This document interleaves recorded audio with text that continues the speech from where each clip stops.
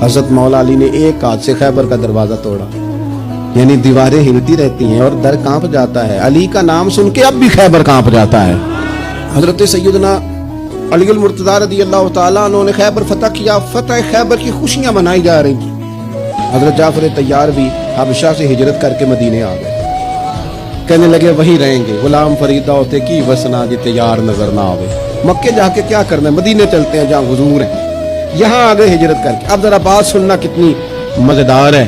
حضرت جعفر آئے، حضور اٹھے، سینے سے لگایا، یوں پیشانی پہ نا یہاں نبی پاک نے بوسہ دیا، اور پتہ ہے حضور کیا فرماتے ہیں؟ قربان جاؤں محبوب کے لفظوں پر، ان فکروں پر قربان ہماری اولادیں۔ حضور فرمانے لگے سمجھ نہیں آ رہی مجھے سمجھ نہیں آ رہی، کچھ سمجھ نہیں آ رہی یا رسول اللہ کس بات کی؟ فرمایا سمجھ نہیں آ رہی کہ مجھے خیبر فتح ہونے کی زیادہ خوشی ہے یا جعفر کے آنے کی زیادہ خوشی ہے۔